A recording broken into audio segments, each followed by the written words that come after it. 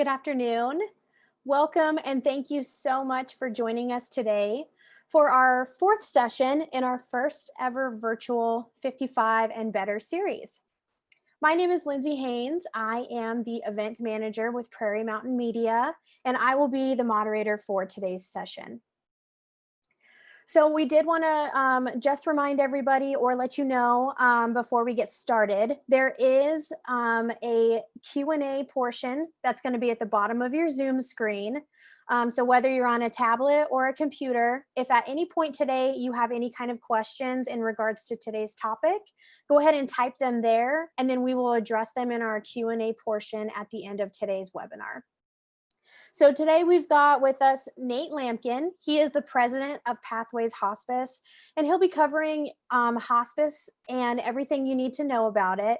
But not only that, he'll also cover, when is it at the appropriate time, and also kind of debunking all those myths and misconceptions that come with the topic of hospice overall. So I will go ahead and turn it over to Nate, and then we'll see you again at the end for our Q&A portion. Okay, thanks, Lindsay. I appreciate it. So welcome, everyone. Appreciate having you here, and I'm certainly grateful to be part of the 55 and Better Expo. Like so many things, we're figuring out new and creative ways to do things a little bit differently than we had before. I've probably over the years given this presentation a few dozen times. I actually think this is the first time that I'm doing it virtually. So we'll appreciate your patience and grace, but I think it will go well. And I'll make sure that we leave a good 20 minutes or so before we close at 1 o'clock to address any questions that you have. Before I dive into the presentation, let me just take a quick minute or two and give you a little bit of background about myself. Again, my name is Nate Lamkin. I'm the president of Pathways Hospice. We are the community-based nonprofit provider of hospice, palliative care, and grief support in Northern Colorado, the first and the oldest. This year is our 42nd year of operation. I have been in this role for about 3.5 years. It'll be 4 years in the spring. I actually relocated to Northern Colorado from the Boston area in Massachusetts. And love it here and have never looked back. And just to sort of get it out of the way, yes, I am a Patriots fan. Yes, I do miss Tom Brady, but we all do what we can. So again, welcome. I will share my screen, and with any luck, you'll see the PowerPoint presentation. I'll walk through it, and again, we'll leave time for your questions, which I'm certainly curious to hear and happy to answer. So we're going to talk a little bit about hospice, as Lindsay said, thinking about when is it time. We're going to talk a little bit as well about palliative care and sort of the similarities and differences between those two philosophies and approaches to care. And also wanted to start with just a little bit of the history of hospice and how it migrated to this country and sort of what it looks like today. So hospice has its deepest roots centuries ago, actually back in medieval Europe. And the word hospice is derived from the Latin word hospes, which literally translated means hospitality. The earliest hospices were not health or medical care providers. They were sort of inns and safe houses along the road where weary travelers could find rest and a meal. Most of the early hospices were operated through churches, and there was a ministry component to it. But hospice, as we think of it today, was really born in the United Kingdom in 1967, when an extraordinary woman named Dame Cecily Saunders founded St. Christopher's Hospice, which is just outside of London, back in '67. And this was a place to take care of folks who were at the end of their life and offer them comfort and dignity and support. After a few years, this got the attention of some folks at the medical school at Yale University in New Haven, Connecticut. And that group made a field trip out to London and spent some time visiting St. Christopher's and meeting with Dame Saunders and her staff. And they were captivated by what they saw, and really saw an opportunity to respond to what they felt at the time was an over-medicalization of the dying process. When our country started out in the late 18th century, and for quite a while after that, most deaths occurred in the home. So people taking care of a loved one at end of life and having a sort of an up-close view of the dying process was not foreign to folks. Now, that had its challenges, and certainly I don't think any of us would want to go back to what medical care was like 200 plus years ago. But as medical treatments improved, medical care improved, hospitals improved, over the years, there was a shift where the majority of Americans were dying in hospitals and not at home. So the folks who brought the Connecticut Hospice to us in 1973 really wanted to establish not only a place, but an approach to care that offered families the opportunity and the support that they need to care for a loved one at home at end of life. And fast forward a few decades, sort of the last data that I have is from 2018, when there were about 4,000 licensed hospices nationwide that cared for over 2 million patients and families. And I imagine that figure has probably grown a little bit in the last couple of years. But hospice has become very much part of the medical mainstream. And I would say that probably most of us have either had an experience with a loved one on hospice care in our circle of loved ones, or we know someone who has.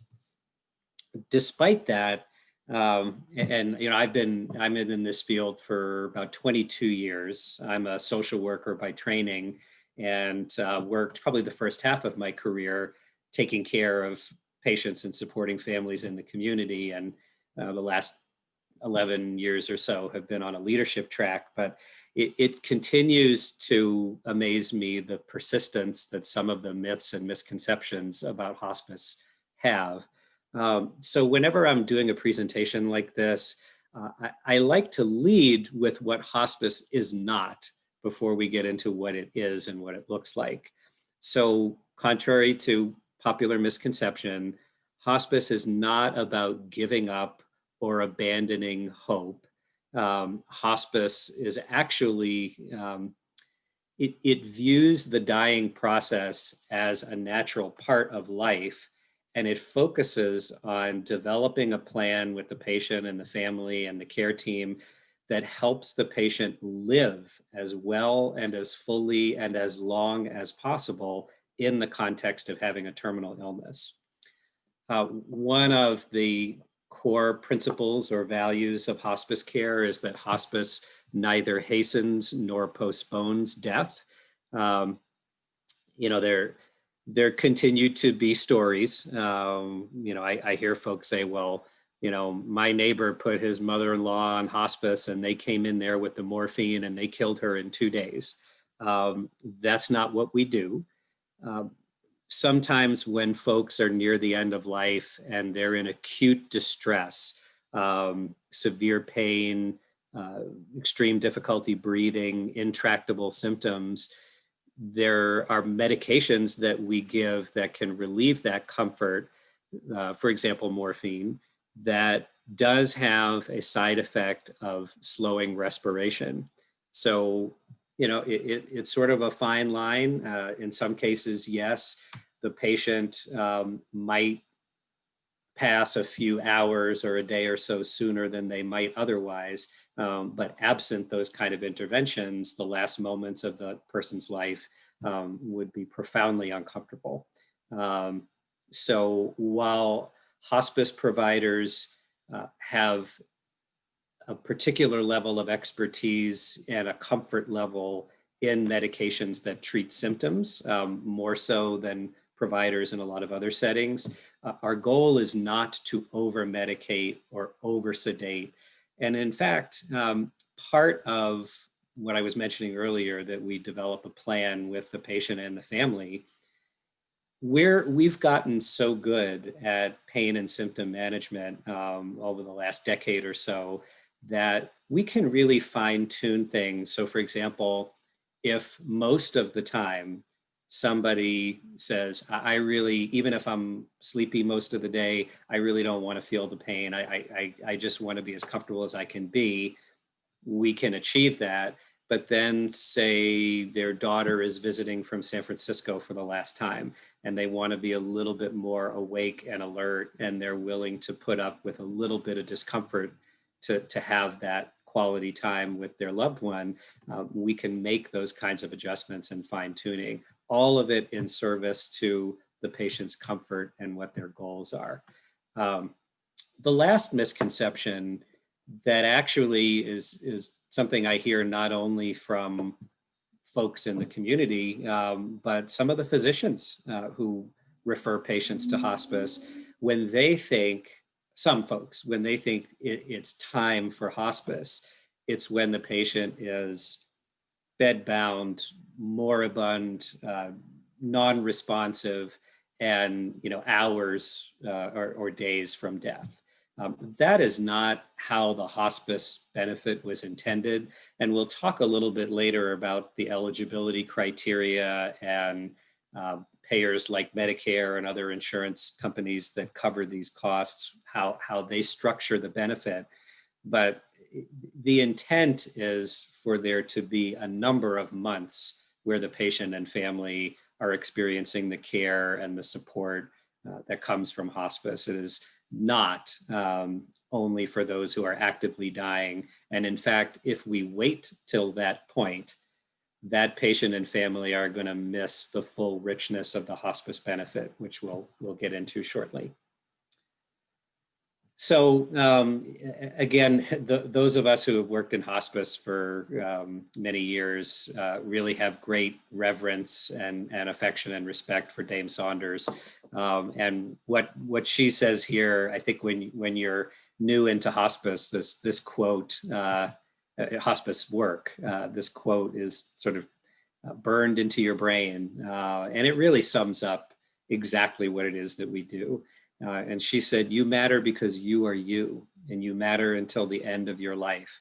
We will do all we can, not only to help you die peacefully, but also to live until you die." That last part, if you take away nothing else from the conversation today, it's to live until you die. And again, not to sort of go too far down the rabbit trail, but I would be remiss if I didn't mention, so Dame Saunders started out her training as a nurse. And as she worked with more and more patients, she found that she really wanted to go deeper into the psychosocial aspect of their lives. And so she received training and licensure as a social worker in addition to being a nurse. And she did that for a little while. And then she found she was getting so deeply into the medical issues of patients at ends of life that she went to medical school and became a physician. So may she rest in peace. Dame Saunders was a nurse, a social worker, and a physician all rolled into one. So she was her own walking interdisciplinary team. So we've covered what hospice is not. So let's talk a little bit about what it is, and then we'll get more into the granular detail on that. So certainly one of our prime directives is to manage complex symptoms. When we think about what are the obstacles to a terminally ill person being able to live as fully as possible, often their symptoms, whether that's nausea, pain, delirium, agitation, any number of symptoms that can really impact quality of life. That's the space that we really focus on and have our greatest expertise in. So we want to focus on comfort. We can't address quantity of life very well, but what we can do is make sure that the quality of those days, weeks, months are as full as they can be. We talked earlier about our mandate that we neither accelerate death nor prolong suffering. The focus on patient and family is also at the heart of the hospice philosophy of care. We view the patient and their circle of loved ones and caregivers, whomever is involved in taking care of and supporting that patient, as a holistic unit of care. So yes, the focus is certainly on symptom management and helping to take care of the patient. But we also want to provide support to that patient and their family. And by the way, we do a lot of teaching and training. We'll get into the different levels of hospice care and how frequently hospice providers visit patients. But really at its best, hospice is intermittent care.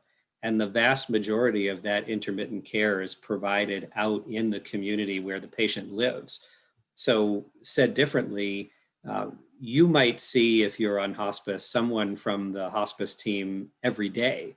But with a few exceptions that we'll get into later, mostly those are time-limited, task-focused visits, maybe an hour, hour and a half.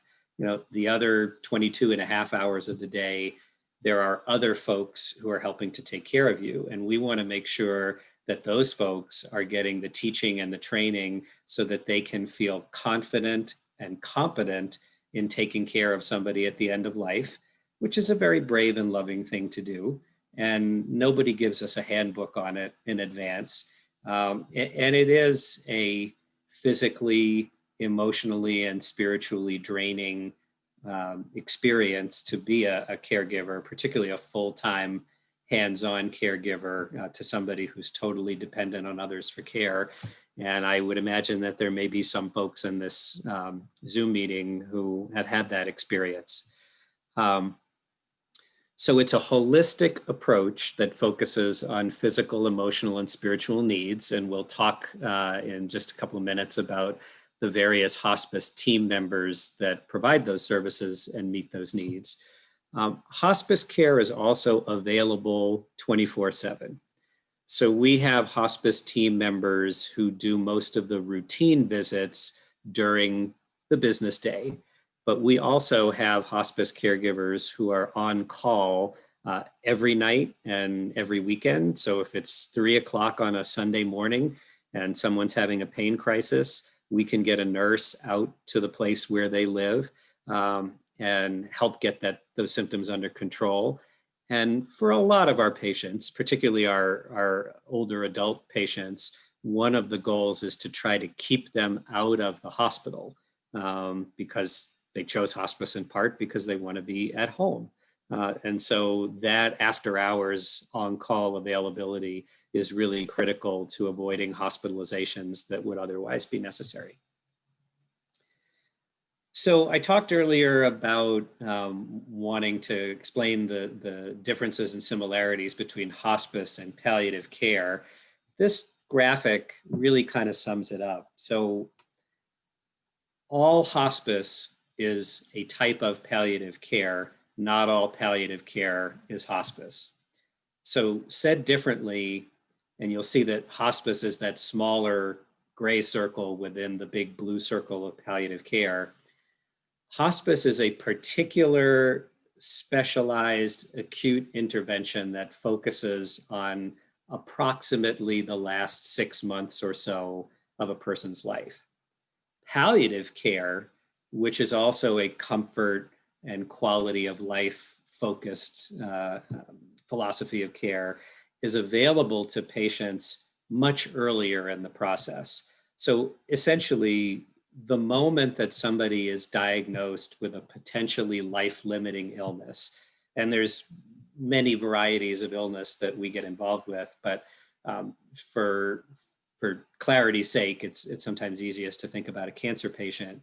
You might have somebody, for example, who's diagnosed with a stage 4 non-small cell lung cancer. We don't know how to cure that cancer yet, but we have better and better therapies that could enable that person to live for years with the disease. But the fact that they have an incurable diagnosis means that palliative care can get involved and provide a little bit of extra support. There is no prognosis requirement. So the Medicare hospice benefit, which is sort of the gold standard, and 90% plus of our patients come to us through Medicare, that actually has a requirement that physicians in their best judgment feel that the patient would have approximately 6 months or less to live if the disease follows a predictable course. Palliative care doesn't have a regulatory prognosis requirement. Palliative care programs generally tend to focus on patients that have more of a 12 to 18 month prognosis. But, as we'll talk about more, prognosis is an inexact science. Nobody has a crystal ball, and it's incredibly challenging, even for the most experienced physician, to accurately predict this. So, palliative care can be brought in to consult and support when we know it's not the final stage of life and we're not quite sure how much time the person has.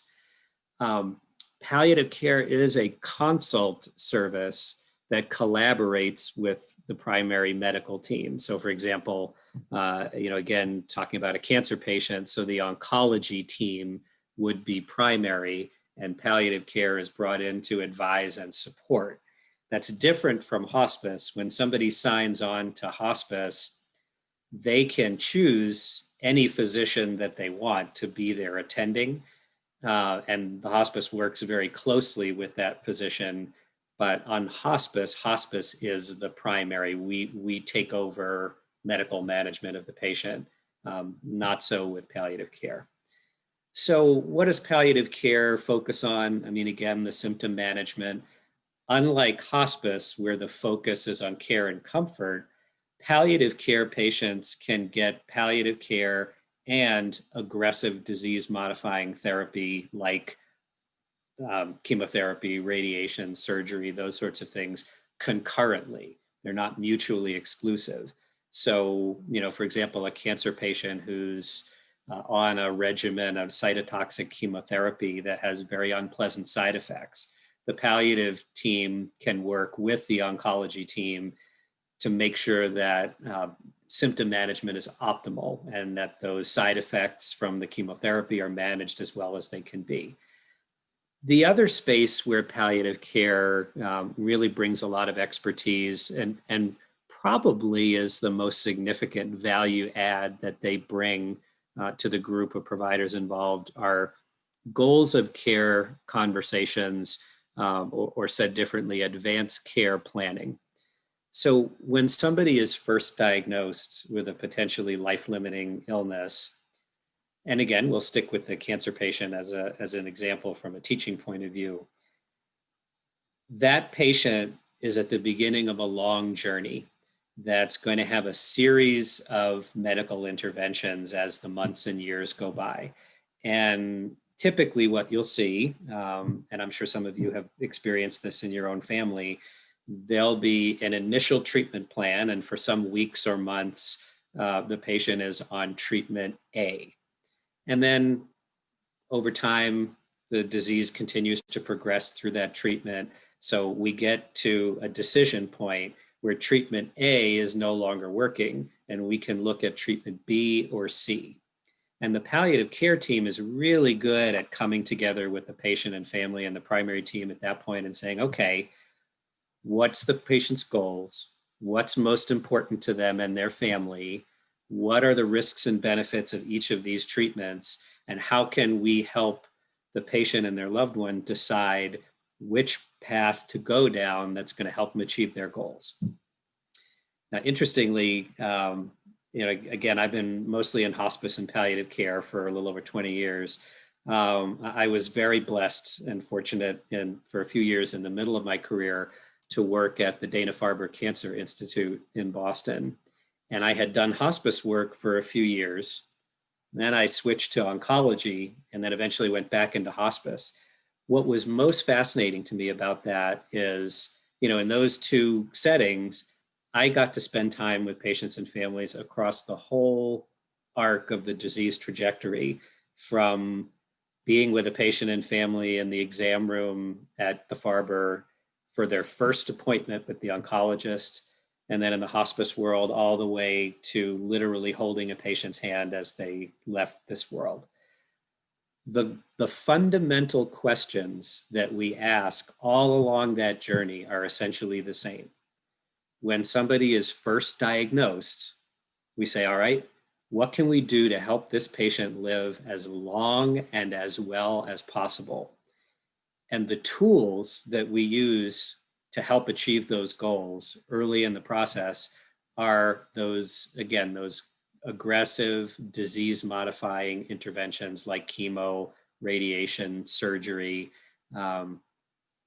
And for some period of months or years, for a lot of patients, those more aggressive interventions are helping more than they're hurting.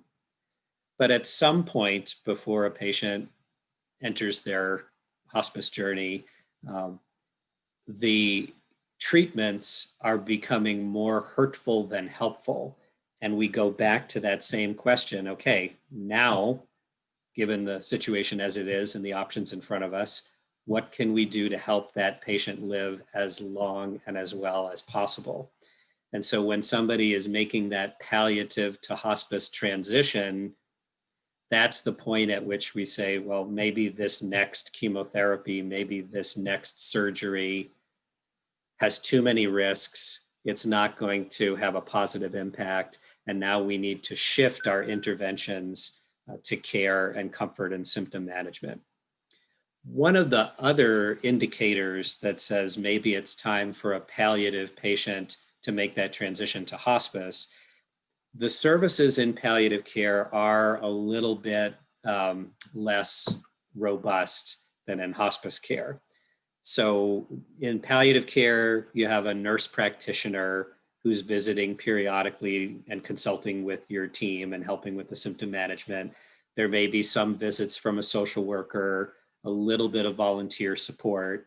But one of the key differences is with palliative care, we don't have nursing or clinical staff that are on call and making visits after hours. A palliative care patient can call in and a triage nurse can walk their family through a few things they can do to help if someone's in distress, but we can't send a nurse out in the middle of the night. We can do that in hospice care. So, sort of using a different illness as an example, if somebody is on palliative care with congestive heart failure, CHF, those patients, as their disease progresses, have more and more of what they call exacerbations, which are basically symptom crises where fluid is building up, it's putting pressure on the lungs, the patient is increasingly struggling to breathe, and very often a CHF exacerbation in an elderly patient results in a hospitalization. If that patient's on palliative care, they're probably still going to need to go to the hospital. If they were on hospice, we could send a nurse out, and probably 8 or 9 chances out of 10, that nurse is going to be able to help get things under control and avoid that unnecessary hospitalization. So switching back to the hospice approach, this is a list of some of the team members. There actually are some additional services that we provide sort of above and beyond this, but the core hospice team members are, of course, the physician. The hospice physician oversees medical care for the organization, supervises the other provider staff. Our physician also collaborates closely with the physician that the patient and family have chosen to be the attending.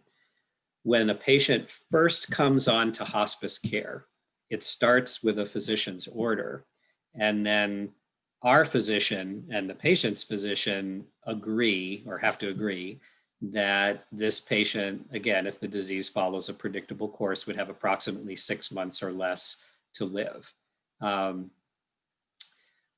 Certainly one of the key team members is the registered nurse, or the RN case manager. This is the person who's making the visits out to the home, The frequency of those visits will vary depending on what the patient's needs are.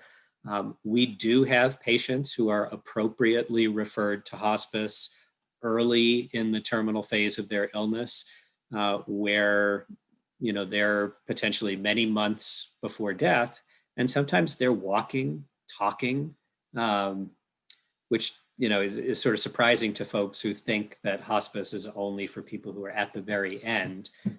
We sometimes even have hospice patients that are well enough to travel and visit family out of state.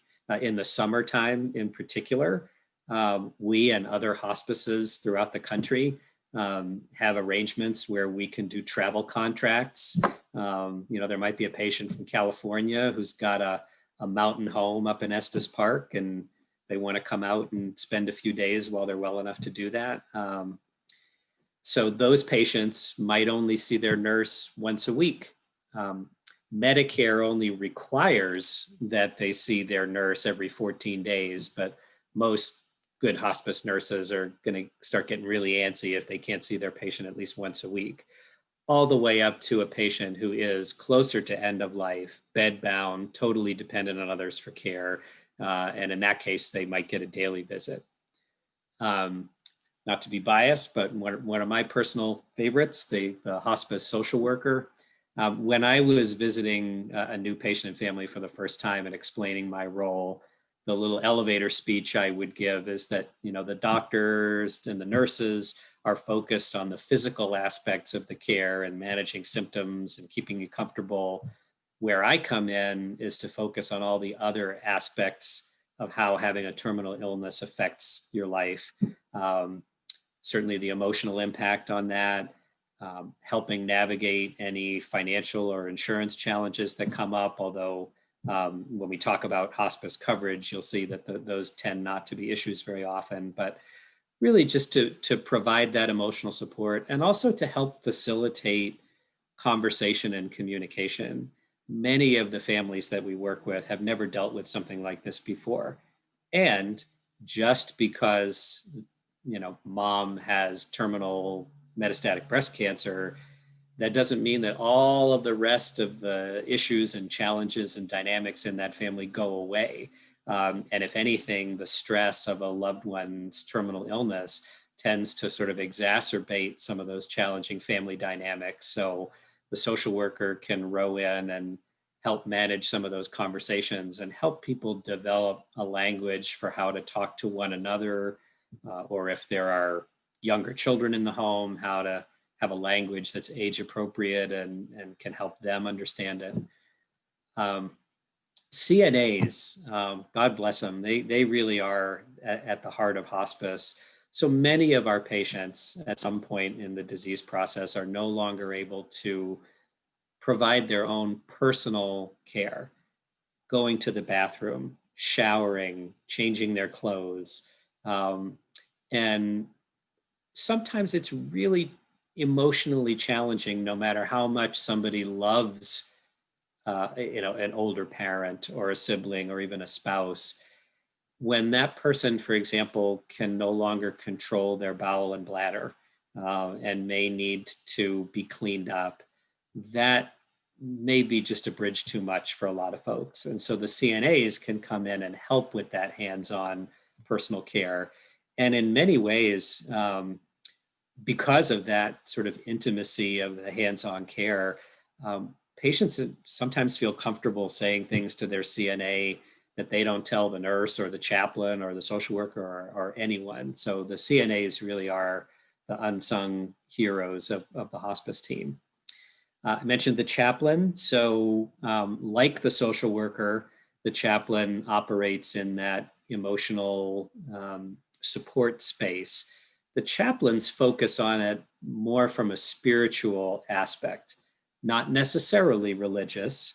Our hospice chaplains come from a wide variety of their own personal religious backgrounds, but they are trained to work with people of all religious faiths and to work with people who are spiritual beings who feel connected to a higher power, but not necessarily to a specific religion. one of the areas where chaplains tend to have the most impact is, sorry about that, sort of the anticipatory grief. So for our patients who are alert and oriented and for their loved ones, they know it's coming. And there's opportunities to do some good work there and to say goodbyes and have final conversations. But there's also a lot of anxiety and uncertainty in that anticipatory grief space. And chaplains are exquisitely talented at having those conversations and offering support. We have, pre-COVID, before the volunteer program had to be scaled back a little bit, we had over 200 active volunteers who provided many ways of supporting patients and families: companionship, keeping a patient company while their caregiver takes a break to run some errands or have lunch with a friend. Volunteers will sometimes help doing some shopping or maybe even some light housekeeping. Volunteers are a critical part of hospice, and we're always grateful for the folks who contribute their time to make life easier for these folks. We do also have grief counselors.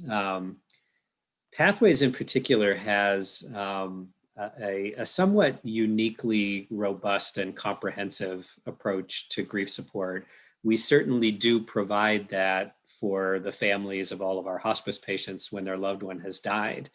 But actually, more than 2/3 of the clients that work with Pathways for Grief and Loss didn't have any connection to hospice or palliative care. Their loved one died from an acute medical event, an accident, an overdose, suicide, homicide. Our grief counselors are in schools when there's a loss in a school community, and grief counselors are needed. So we really see ourselves as not just focusing on the hospice families, but really as a resource for the entire community. All right, so I am mindful of the time, so I'll try to kick it into the next gear. But briefly, for the eligibility criteria, we talked about the 6-month prognosis. When somebody signs consents, or their MPOA signs consents to come on to hospice, they are acknowledging that they have a terminal illness and that curative treatment is not effective and no longer desired, and we're going to focus on comfort measures. Now, we have more of an open access philosophy. So, for example, treatment can mean many different things. If somebody has 3 more months of chemotherapy infusions every other week, that typically is considered aggressive disease-modifying therapy and not appropriate for hospice. But sometimes folks will have more of a time-limited chemotherapy regimen, or even more often, sort of short-term radiation to, for example, shrink a tumor that's pressing on a nerve and causing pain. That is demonstrably comfort-focused or palliative.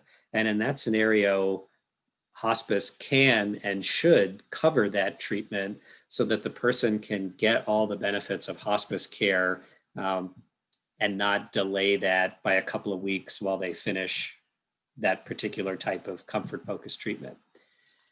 There are, and I won't get into too much detail in this conversation, but in addition to sort of the overarching eligibility criteria, depending on the patient's terminal diagnosis, Medicare has local coverage determinants, or LCDs. Those are disease-specific criteria, and that gets into the clinical minutia. Like for end-stage cardiac patients, they have to have an ejection fraction of 15% or less. Or for dementia patients, there's a whole scale of criteria that assesses how far the disease has progressed. But again, those are sort of more the fine details that the doctors get into. We talked a lot about Medicare. The Medicare hospice benefit was established in the mid-1980s and eventually made permanent by Congress, which is a blessing. And there's a great deal of services that are covered 100% by Medicare. Medicaid has a very similar hospice benefit, and the commercial insurers have this as well. Sometimes, there may be some, unlike Medicare and Medicaid, the commercial insurers may have some patient cost of care or some copays where the patient and family might incur some out-of-pocket costs. But Medicare and Medicaid, everything is covered. So this is visits from the hospice clinical staff and volunteers that we talked about. Any medications that are related to the patient's terminal diagnosis or to their care and comfort, hospice covers those medications. Medical equipment, so if they need a medical bed in the home, oxygen, any sort of medical supplies, all of that is covered by the hospice benefit, and then the grief counseling component as well. As we sort of wrap up the teaching piece, so there's different levels of hospice care. At any given time, the majority of our patients are on what we call the routine home care or routine level of care. That means that, yes, they have a terminal illness, but symptoms are reasonably well controlled. They can be comfortable and managed well in whatever setting they call home. And it's that intermittent visits from the hospice care. There are times when patients experience an acute symptom crisis where we're increasing the frequency of visits, but changing their medication daily isn't going to cut it. And Medicare and the other insurers will cover short-term stays in either an inpatient hospice facility, a skilled nursing facility, in some cases in hospitals. But this is where the patient is brought into an inpatient setting where their symptoms can be managed round the clock. And if we need to adjust medication every 15 minutes to get the patient comfortable, we can do that in the inpatient setting. And then, hopefully in most cases, the patient can be discharged back either to where they were calling home before, or you might have a scenario where someone is in their house, they have a symptom crisis, they go into a GIP care facility, and perhaps their condition has deteriorated to the point where they can't go back home. Maybe they're discharged to a nursing facility. But the goal is really intensive acute symptom management. The other two benefits, so respite care is unique in that it really has nothing to do with the patient or the patient's condition, and it's focused on the caregiver. So if a caregiver is exhausted or overwhelmed, or as we tend to see in this time of year, the only daughter who's the sole caregiver for the patient gets the flu, insurance will pay for up to, I think it's 6 days and 5 nights at an inpatient facility where we'll take care of the patient so that the caregiver can rest and recover. Continuous care, we don't see that as often, but it's like GIP care. It's for an acute symptom crisis, but it actually, for short periods of time, involves hospice putting staff for longer blocks of time in the home so that they're getting acute symptom management without having to go into an inpatient facility. I'm looking at the time. The last piece I want to leave you with, and then we'll open it up to questions. So for going on 20 years, Pathways has leased 6 beds from McKee Medical Center in Loveland, which is the Pathways Hospice Care Center, to provide GIP care in that kind of a setting. We've had a wonderful relationship for 2 decades with our colleagues at McKee. Our staff who work at the Pathways Hospice Care Center provide phenomenal care, but it's a very small space with small rooms, only one common area, and particularly when the unit is full and you have multiple family members who want to spend the night, it's not an ideal setting. And with the rapidly growing population in Northern Colorado, the need for this kind of dedicated hospice inpatient setting has only grown tremendously. And as of this conversation, our 6 beds at McKee are the only dedicated hospice beds in all of Northern Colorado. It's not enough now. It's certainly not going to be enough to meet the great and growing need.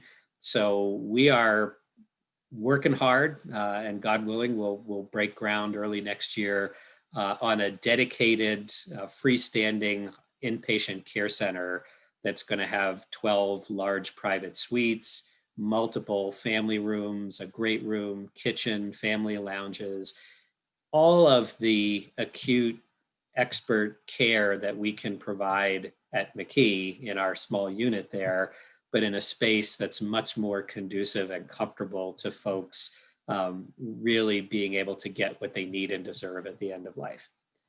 So with that, we have 15 minutes for questions. So I think I'm going to turn it back to our intrepid moderator, Lindsay. Great. I did have one quick question for you that kind of follows up from your last slide, your last couple slides. Okay. I do apologize if you covered this and I just missed it, but Okay. So can hospice services, can they care for somebody if they are in like a nursing home or a long-term care facility? I know you mentioned the McKee Center that you offer, but if somebody's already somewhere, and that might change with the pandemic, but I did want to ask that question. No, that's a great question, Lindsay. And actually, to make sure that we had time for Q&A, I left off a few slides, and one of them was going to be, we provide, hospice isn't exclusively a place. I mean, yes, we have a 6-bed inpatient unit. We care for close to 300 hospice patients on any given day. The vast majority of them are in their home in the community, or probably, about a third of our patients are in some sort of a long-term care setting. That could be independent living, assisted living, skilled nursing. We've cared for homeless patients in shelters. Frankly, we've cared for homeless patients under a bridge, if that what it took to get them the care they need. So really, wherever the patient calls home, that's where we provide the care. Wonderful. So I know, the majority are probably at home.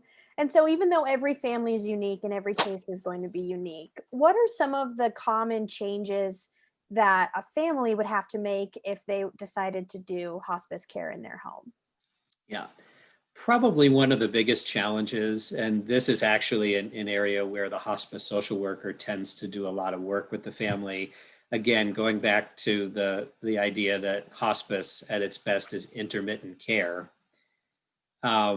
We will accept patients who do not have a caregiver, but the amount of time that we can keep them safe in their home is fairly limited.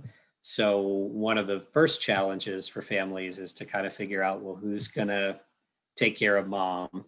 And oh, by the way, doesn't mean that we can just indefinitely take time off for work, or maybe there's kids in the home and you're trying to manage that. So trying to sort of navigate who is available on the family team to help pitch in with the care is certainly a common challenge.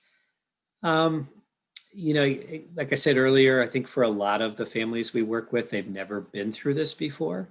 Right. And it's just a very confusing and frightening time, and people don't even know what to expect.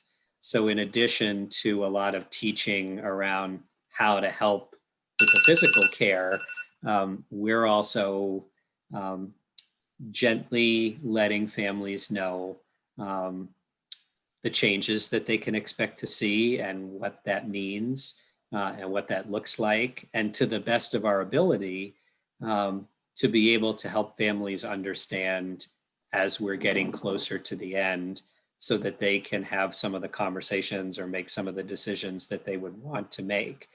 We can't necessarily do it, by the day or by the hour. We tend to, but we're pretty good at predicting whether a patient falls into one of 3 categories: weeks to months, days to weeks, or hours to days. And the hours to days would be, what we would call more actively dying. So families are often looking to us to, as best as we can, help them understand, how much time does mom have left. So the next question is more for pathways specifically, but is there, a certain, what's the word I'm looking for, like mile range that you have to live? Like how far do you guys travel and how far out, do you go out of town, or, those kind of questions have come up a little bit as far as how far you can travel. Yeah. Or you will travel. Yeah. So, our footprint or our service area is pretty much all of Larimer, most of Weld County. Probably the best way to describe it is, we're in the Fort Collins, Loveland area, all the way up to the Wyoming border. We go south down 25 to around Berthoud, Longmont-ish. And then out east, into Weld County, Windsor, Greeley, Evans, Severance, Alt. And we have 2 office locations. There's an office and our grief center on Carpenter Road, 392 in which is right on the Fort Collins Loveland line. For the last several years, we've leased an office on West 25th Street in Greeley, but we recently purchased and are renovating a larger office building in central Greeley on West 11th Street. And we're actually hoping by or before Christmas to be in that new space. And that office is kind of where our staff are based that serve Weld County. Great. So kind of going into COVID-19 and, just out of curiosity, how has that affected, your services and whatnot in this pandemic? Yeah, well, certainly like, our colleagues in all patient care settings throughout the country and around the world, COVID-19's had a profound impact. That said, we've continued to provide care. And in terms of the services that we offer, there really haven't been any limits. The only exception, and this is actually a problem that we would solve once we build the new care center.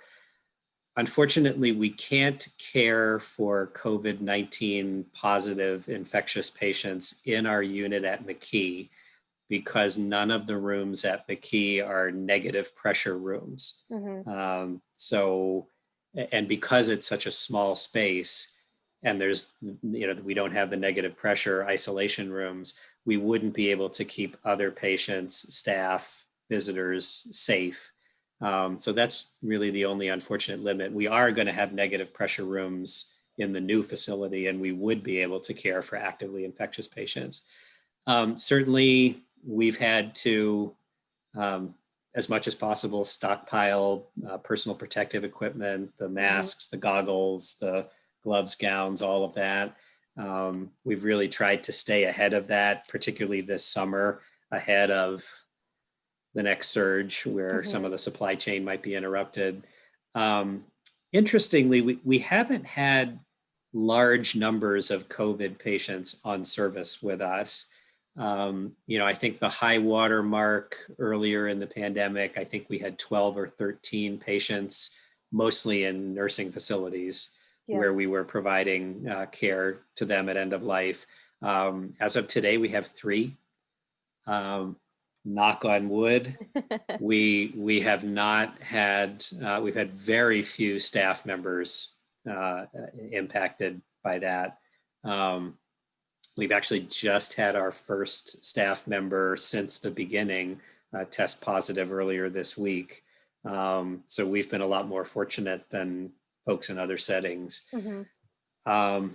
It very often, in order to limit the risk of an outbreak in a nursing facility, they've placed very strict limits on who can come in. And as folks probably know, in a lot of cases, even family members aren't allowed in. And, you sort of intellectually understand the reasons for that, but emotionally, it's just heartbreaking.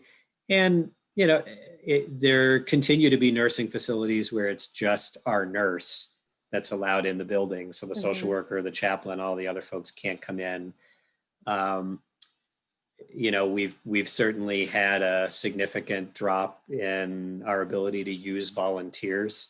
And a lot of our volunteers fall into a higher risk category. They're older, so they've taken a step back. So the volunteer program certainly looks different than it did, 8 months ago. Right. But fundamentally, our mission and our ability to carry out that mission hasn't dramatically changed.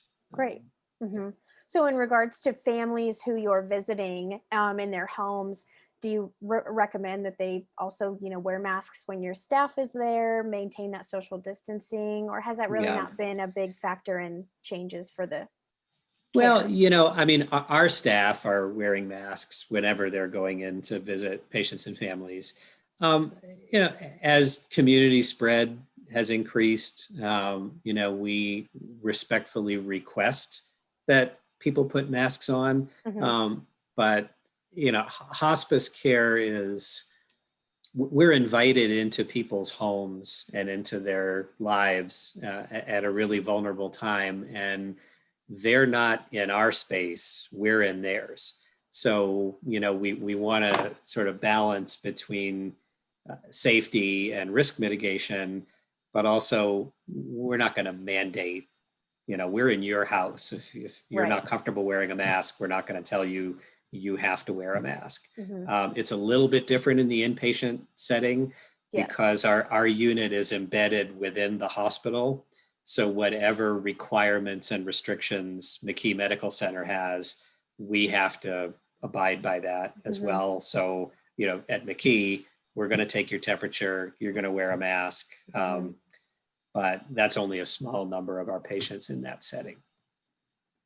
And I wanted to as well, right before we finished and wrapped up, give you the opportunity to kind of just briefly touch on the types of bereavement services that you offer. I did see it on one of your last slides that you had listed some of the grief services and whatnot. So that as well, and then a quick follow-up, are those things moving virtually? Can people contact people over Zoom or, some kind of those platforms now that we've had to transition a little bit? Yeah, so our Pathways for Grief and Loss team includes licensed clinical social workers, licensed professional counselors, and marriage and family therapists. They provide one-on-one counseling for grief and loss, couples, families. They do a lot of work with children of all ages. We have been able to provide all of those services as well as support groups virtually with platforms like this.